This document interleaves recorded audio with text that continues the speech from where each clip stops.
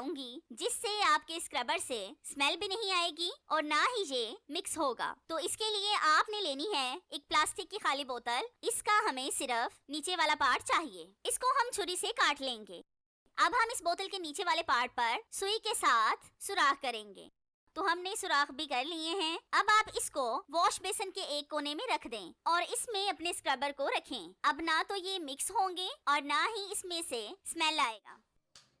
नाज़रीन, ये टिप भी मेरी खवातीन से रिलेटेड है, क्योंकि घर के काम काज और सब्जी वगैरह बनाना तो खवातीन को होता है, इसलिए ये टिप मेरी खवातीन के लिए है। बहुत सी खवातीन जब सब्ज मिर्चें काट रही होती हैं, तो उनके हाथों पर जलन बहुत ज्यादा होती है, क्योंकि सब्ज मिर्चें बहुत ज्यादा तीखी होती हैं, या फिर कुछ खवातीन की स्किन भी बहुत सेंसिटिव होती है, लेकिन जो काम करने होते हैं वो करना ही पड़ते हैं। आज मैं आपको मिर्चों की जलन का बेस्ट सोल्यूशन बताऊंगी जो 100% काम करेगा। तो इसके लिए जब भी आप सब्ज मिर्चें काट कर फारिग हों, तो आपने लेनी है टूथपेस्ट। इसकी थोड़ी सी मिकदार को आपने उस जगह पर लगाना है जहां पर आपके हाथों पर जलन हो रही हो। फिर आपने इसको अपने हाथों पर अच्छी तरह से रब करना है। टूथपेस्ट आप कोई सी भी इस्तेमाल कर सकते हैं जो आपके घर में मौजूद हो, क्योंकि टूथपेस्ट में ठंडक सी होती है जो आपको फौरन से ही जलन से राहत देगी। क्योंकि जब हम ब्रश करते हैं तो आप लोगों ने भी नोट किया होगा कि हमारे माउथ में भी ठंडक का एहसास होता है। इसी तरह से ये हमारी जलन को खत्म करके हमें सुकून देगी। मेरे हाथों की जलन तो मुकम्मल खत्म हो चुकी है। अब मैं इसको ठंडे पानी से वॉश करूंगी। आपने भी ठंडे पानी से पेस्ट को वॉश करना है ताकि आपके हाथों की भी जलन मुकम्मल खत्म हो जाए। आप भी लाजमी एक बार इस टिप को ट्राई करके देखें, आपको इसका रिजल्ट इंशाल्लाह 100% मिलेगा।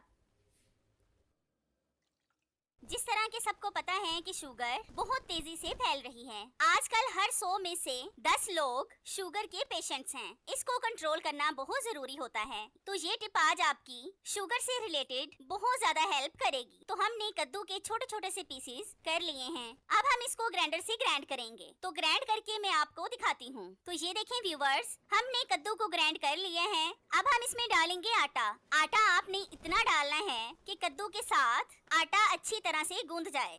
तो हमने आटा गूंद लिया है। आपने एक बात का ध्यान लाजमी रखना है कि इसको स्टोर नहीं करना, मतलब आपने ज्यादा दिनों के लिए इसको गूंद कर नहीं रखना। आपने ये जरूरी नहीं है कि शुगर के पेशेंट्स को ही खिलाएं, बल्कि आप अपने बच्चों को भी कद्दू की रोटी खिला सकते हैं, बल्कि आप खुद भी खाएं और अपने बड़े बुजुर्गों को भी खिलाएं। इससे आप बहुत सी बीमारियों से बच सकते हैं। नाज़रीन, आज की मेरी ये टिप आपके लिए बहुत फायदेमंद होने वाली है। तो इस टिप को बनाने के लिए मैंने यहाँ पर लिया है एक लीमू। इसको हम दरमियान से काट कर इसके 2 टुकड़े कर लेंगे और फिर इसके एक पार्ट का रस भी निकाल लेंगे। हमें सिर्फ इसका एक पार्ट चाहिए, वो भी रस के बगैर, इसलिए हमने एक पार्ट से लीमू का रस भी निकाला है। फिर हम इसको अंदर से थोड़ा थोड़ा सा खाली कर लेंगे। तो आपने बहुत ज्यादा इसको खाली नहीं करना, बस थोड़ा सा ही करना है। अब हम इस लीमू में डालेंगे थोड़ा सा सरसों का तेल। सरसों का तेल भी आपने बहुत ज्यादा नहीं डालना। फिर हम इसमें डालेंगे 2 अदद लौंग। इसके छोटे छोटे से टुकड़े करके हम लीमू में डालेंगे। फिर हम लेंगे एक रुई का छोटा सा टुकड़ा, इसकी हम बत्ती बनाएंगे। आपने गोल वाली बत्ती बनानी है और फिर इस बत्ती को लीमू के अंदर रखना है। इस बत्ती पर आपने थोड़ा सा ऑयल भी लगाना है। उसके बाद आपने इसको जलाना है। अब मैं आपको बताती हूँ कि हम इस दिए का इस्तेमाल किस लिए करने वाले हैं। आपने अक्सर देखा होगा कि हमारे किचन में खानों के इर्द गिर्द मक्खियाँ, मच्छर ऐसे ही बिन बनाते फिरते हैं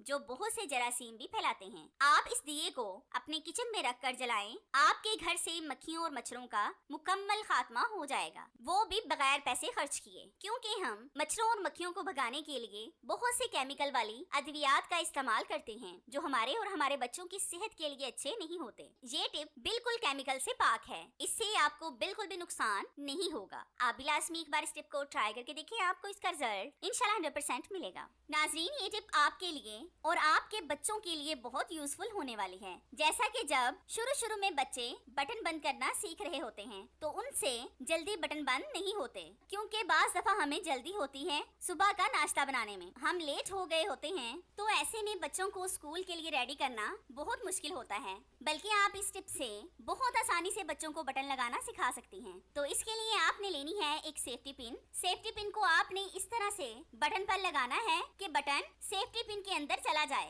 फिर आपने सेफ्टी पिन को कांच के अंदर से निकालना है और फिर इसको ऊपर से खींच लें। तो ये देखें कितनी आसानी से बटन लग गया है। अब मैं आपको और बटन लगाकर दिखाती हूँ, बस ध्यान से देख लें ताकि आपको अच्छी तरह से समझ आ जाए। ये मैं कमीज के बटन लगाना सिखा रही हूँ, आप अपने बच्चों की शर्ट पर उनको लगाना सिखाएं ताकि वो आसानी से बटन लगा सके। ये बहुत आसान और छोटी सी टिप है, लेकिन इससे आपके बच्चे बहुत जल्द बटन लगाना सीख जाएंगे। आप भी लाजमी एक बार इस टिप को ट्राई करके देखें, आपको इसका रिजल्ट इंशाल्लाह 100% मिलेगा।